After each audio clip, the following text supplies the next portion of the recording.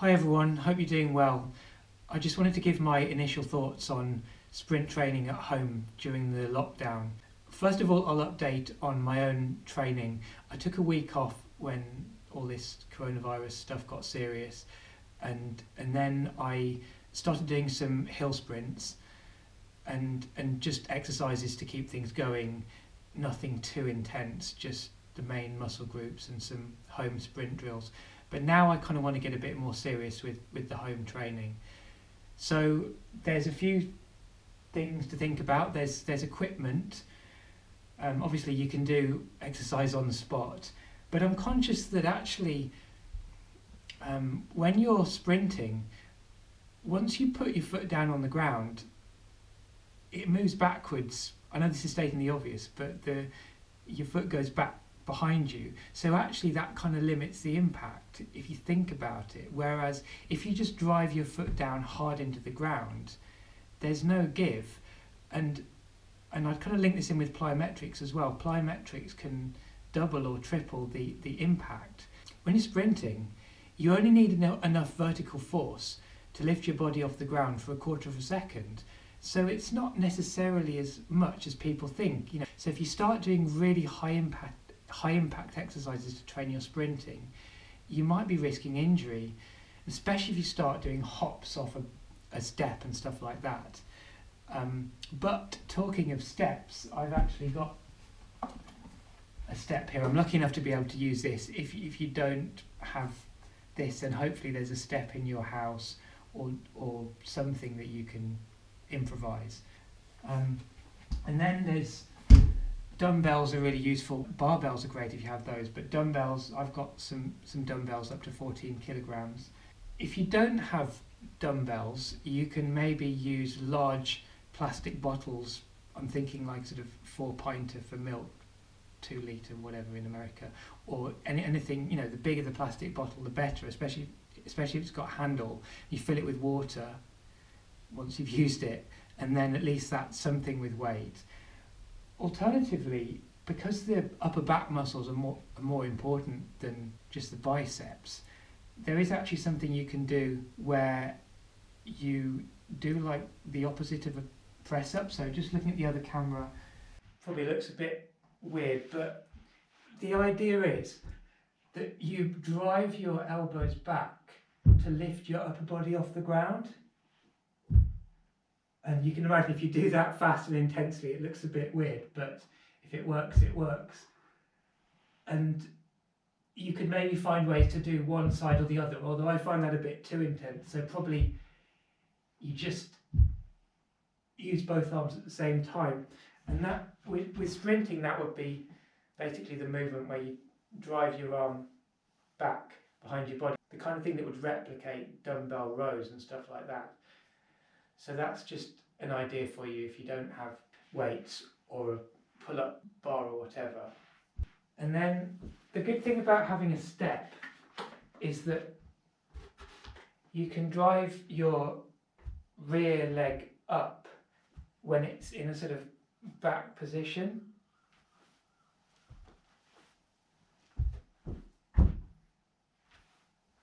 But like I said before, being very careful with the impact. Like I try to do things like push my rear forefoot quite hard into the ground. But you have to build up to that and be very careful, because it's the last thing you want to do is just be stuck indoors, injured basically. But all these exercises you can develop. So like with steps up, you can do a bit of a hop on the top, bring your arms in.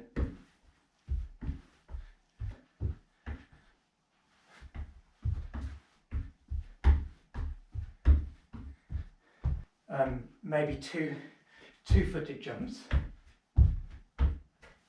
But even with that, you have to be careful. On the subject of running on the spot, it's ideal if you've got a mat or something to run on, or maybe cushioned shoes, because otherwise it really is quite an impact running on the spot, or running on your forefoot on the spot. And then you've got things like the wall sprint, which I covered in another video.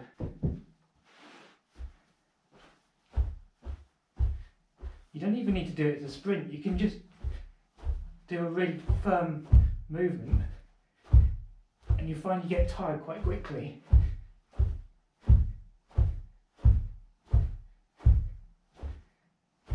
Maybe hops.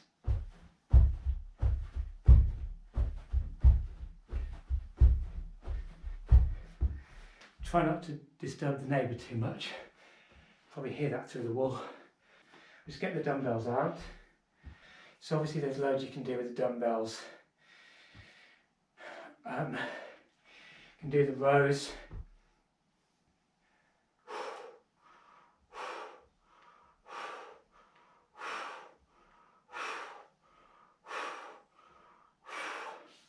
I sometimes lie on my back and do the dumbbell chest presses. But you can also do press-ups. I quite like doing press-ups, pushing onto the dumbbells because of the angle.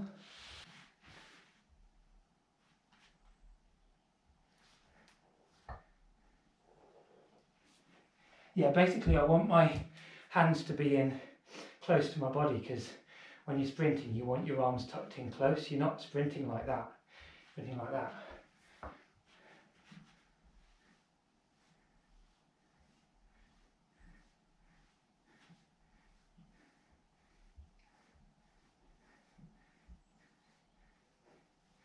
The other good thing about that is you're able to just be slightly more like this when you start rather than like this, because when you're sprinting, whether you're driving your arm forwards or back, the most important part of the propulsive movement is at the start of the movement. Once you're halfway through the movement, let's take my right arm, once you're halfway through the movement, you're kind of already slowing down because you're then going to be pulling your arm back. There's no point training yourself with muscles that push you like that. You want them towards the midpoint and then it's slowing down. So stuff around here is ideal. So that's that. And then just other obvious dumbbell exercises. You've got chest military presses. I tend to vary the angle with this. I have the dumbbells out and then I start turning them around. You got this one. You're kind of supposed to do this with lighter dumbbells, but I just try and initiate it carefully from the shoulder. I kind of think of this one as the getting out of a bear hug move. And then you could have tricep extensions. Be careful with your back with this. This is kind of the easiest way to do it from where I just was. And then you've got all the leg exercises and the core exercises. You can do some kind of deadlift or squat. Not a massive difference with dumbbells, but you kind of, what I'll call the deadlift, pushing through the legs and then using the hips and the core more. So push legs and then extend the hips. And then if it's more of a squat, we're just sitting back more.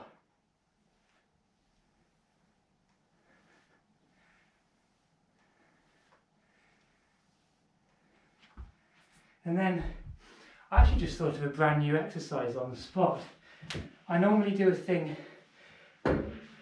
there's all the stuff you can do with Swiss ball for hamstring curls, as I've shown in another video, but you can also just gradually step each foot. That's what I sometimes do, but I just thought I could try it with these dumbbells.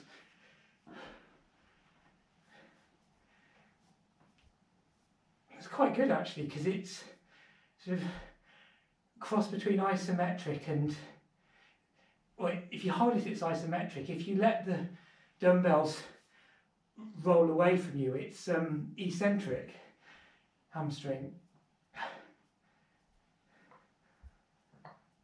It's really quite a good one actually.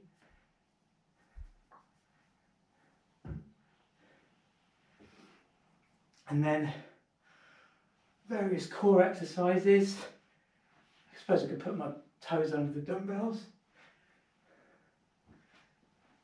I could do this kind of business, V-sits.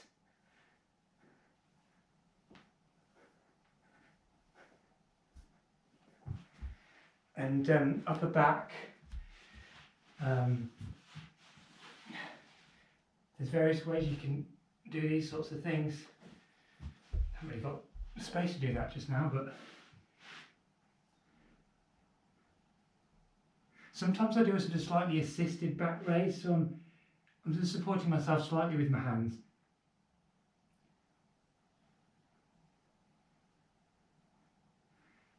And then raising the back legs, working the glutes.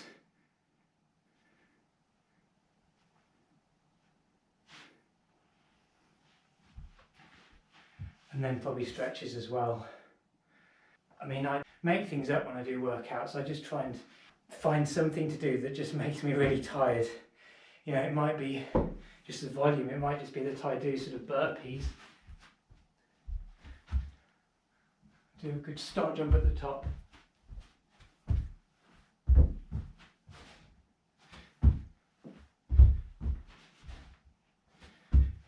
Do a load of those. Probably, I do like doing sort of skips, like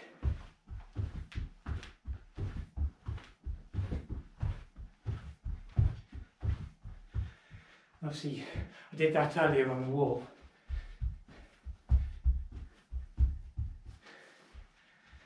And then maybe straight leg, a bit of a jump each time.